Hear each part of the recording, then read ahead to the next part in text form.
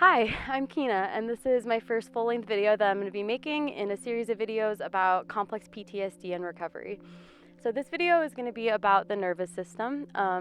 This is about how the nervous system works, how it gets impacted by trauma, how a traumatized nervous system can impact your life, and what healing your nervous system means for mental health and trauma recovery.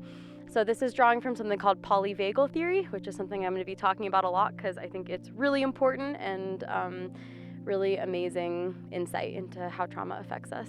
So to begin, polyvagal theory basically is the theory of our nervous systems and the science of safety. And I am borrowing that from Deb Dana. She's one of the leading specialists on polyvagal theory right now and someone that I've learned a lot from. So our nervous system controls so many things. It controls how we feel safe, how we interact with the world. It has physical and mental health ramifications. So I'm going to start by talking about what a healthy nervous system looks like. A healthy nervous system has 3 levels of activation. The first one is called ventral vagal, and this is basically the space that you're in when you feel safe and grounded in your environment. If there is a healthy nervous system and there's no threats, no risks around, it'll be in ventral vagal. When you're in ventral vagal, it feels like being grounded, being connected to your body.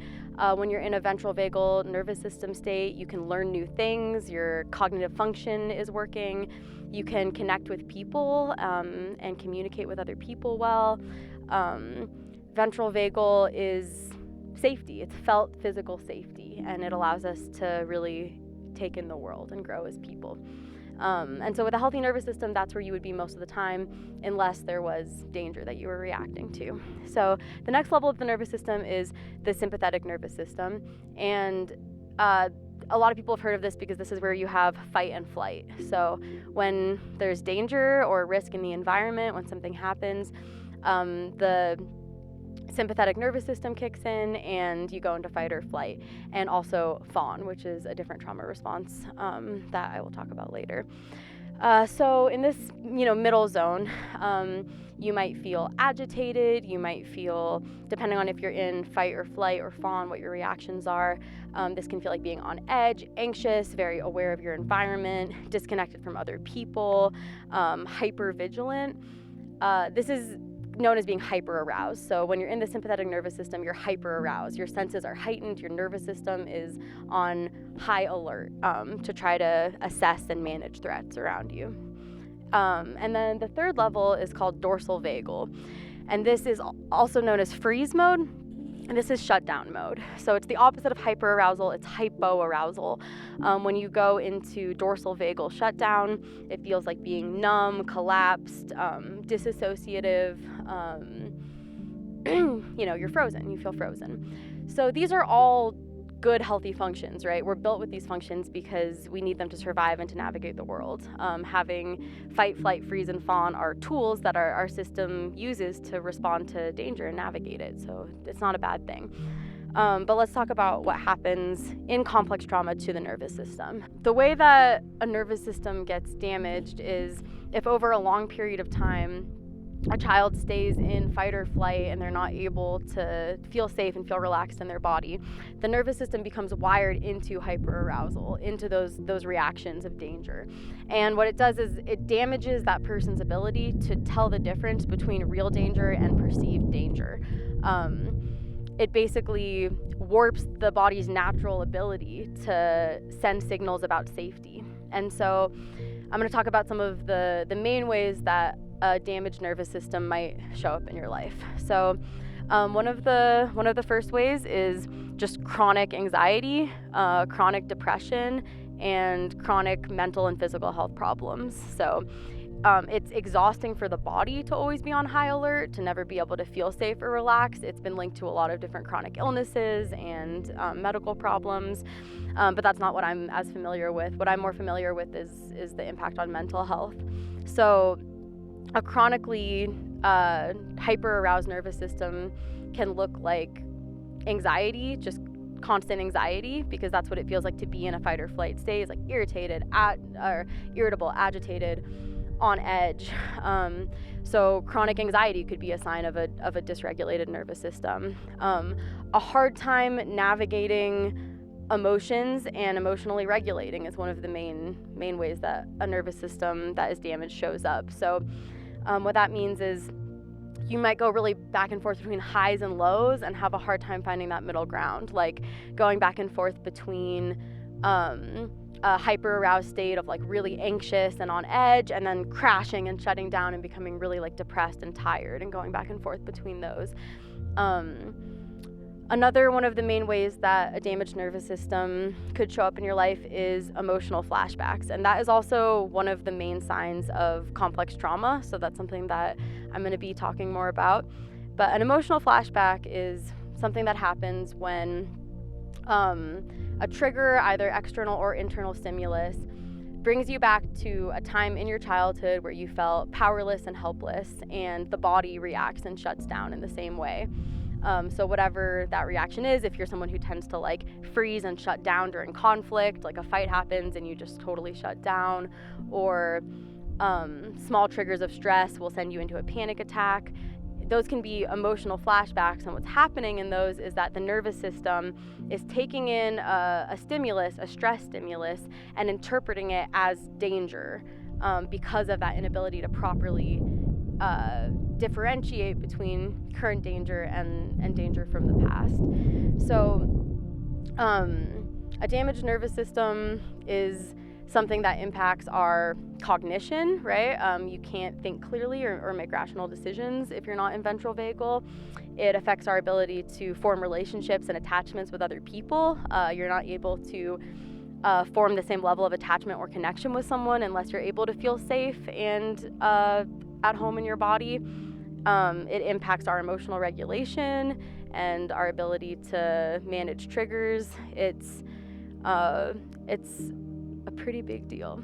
So now that I've explained what polyvagal theory is, what a healthy nervous system is, and what a damaged nervous system is, I'm going to explain what I think the implications of this are in treating mental health problems.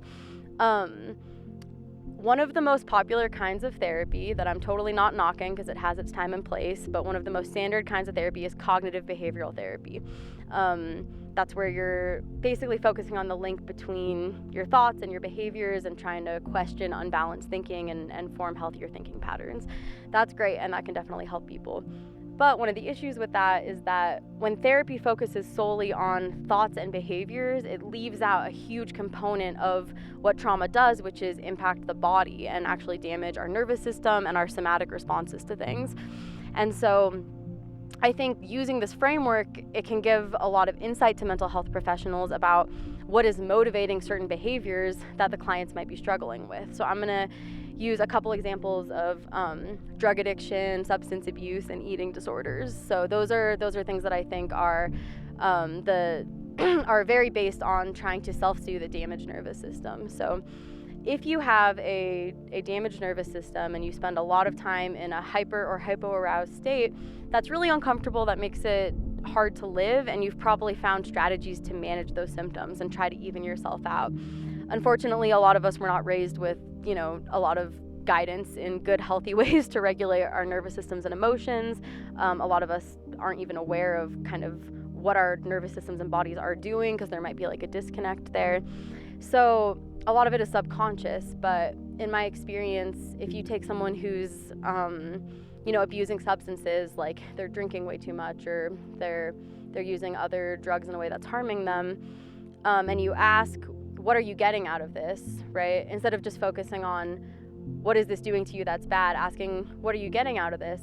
And a lot of the times you'll find that people are naturally reaching for a substance that helps them regulate their dysregulated nervous system back to a calmer state.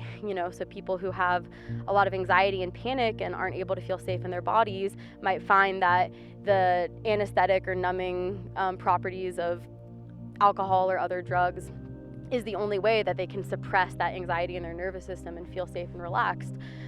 Other self-soothing habits are all based on trying to soothe the traumatized nervous system.